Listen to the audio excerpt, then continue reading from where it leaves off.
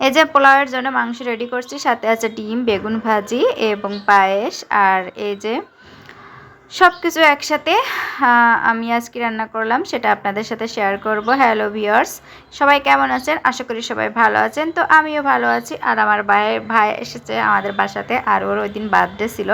তো তার জন্যে আমি সামান্য কিছু ঘরোয়াভাবে আয়োজন করছি। যদিও বা মানে আমি খুবই অসুস্থ ছিলাম সেই দিন, তারপরেও যেহেতু আমার ভাই আসছে আমাদের বাসায়, আর ওর জন্মদিন বলে কথা, তো বলছে যে এই রান্নাটা কমপ্লিট করে নেবে। আমার ভাই আবার সুন্দর রান্না করতে পারে, সব কিছুই মানে খুবই ভালো লাগে। আমার ভাইয়ের রান্নাটা আমার কাছে বেশি ভালো লাগে। তো ও বলছে যে আমি রান্না করছি, তোর রান্না করা লাগবে না, তুই অসুস্থ, তুই বস যাই বা শুয়ে থাক। তা আমি বললাম যে না, তুই বাসায় আসছিস, তোর জন্মদিন, আর তুই যদি রান্না করে খাস তাহলে তো কেমন হয়।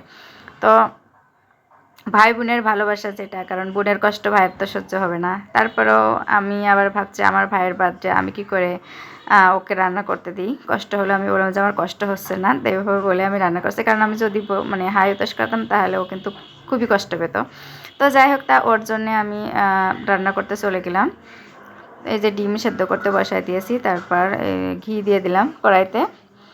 তারপর ওরা আবার মার্কেটে গেল, আর সমস্ত কিছু গুছাইয়ে দিয়েছিল ওরা, মানে আমার ভাইয়ের বউ সমস্ত কিছু গুছিয়ে দিয়েছিল, আর আমি শুধু দাঁড়ায় পরে একটু রান্না করছিলাম। আর এই যে পায়েসের মধ্যে কাজু বাদামগুলো আর কিশমিশ একটু ভেজে নিচ্ছি পায়েসের মধ্যে দেবো তার জন্যে। আর তারপর একটু পেঁয়াজ ব্রেস্তা করে নিচ্ছি। তো পেঁয়াজ ব্রেস্তাটা করতে করতে তারপর আমি বেগুন এবং যেহেতু একটু বেগুন ভাজি করবো, তো বেগুন ভাজির জন্য একটু লবণ হলুদ দিয়ে দিলাম। তো এই যে এখন আমি সুন্দর করে বেগুন ভাজিটা করে নিচ্ছি। আর মানে তেমনভাবে যেহেতু আয়োজন করে না, ঘরোয়াভাবে মানে আমাদের 4 জন মিলেই কাজটা করছি। বিশেষ করে আমার মেয়েটার খুশির জন্য। আমার মেয়ে আবার মামা মামি পেলে খুবই মানে খুশি হয় যেটা। তো তারপর কথা বলছি আর আপনাদের সাথে রান্না করছি, মানে আমার মানে ভালো লাগার মুহূর্তগুলো আসলে শেয়ার করতে অনেক ভালো লাগে, আর আপনাদের সাথে আমি সেটাই শেয়ার করছি। তো এখন এই যে বলতে বলতে আমার মাংস রান্নাটা কিন্তু অলরেডি হয়ে গেছে। এরপর আমি ডিম দিয়ে দিচ্ছি, তো ডিম দিয়ে আর কিছুক্ষণ আমি একটু রান্না করব। আর অনেকে বলছিল যে মাংসের সাথে ডিম আসলে কি এটা হচ্ছে মরক পোলাওয়ের জন্য তৈরি। আমি মানে একটু মরক পোলাও রান্না করছি, তার জন্য আর কি এইভাবে একসাথে দিয়ে রাখছি।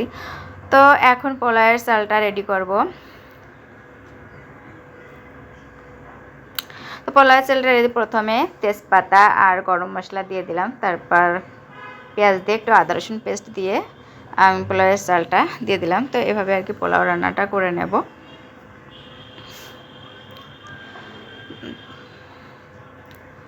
পোলাওটা আমি কুকারে দিয়েছিলাম, আমার কাছে কুকারে দিলে মানে পোলাওটা বেশ ভালো ঝরঝরে হয়। আর আমি যদি পাতিলে রান্না করতে চাই তাহলে কেমন জানি আটা আটা হয়ে যায়, আমি ভালো পারি না। তো কুকারে আমার সব কিছু রান্নাটা ভালো হয়, মানে বিশেষ করে পোলাও, খিচুড়ি এগুলো আমার ভালো হয় এখানে।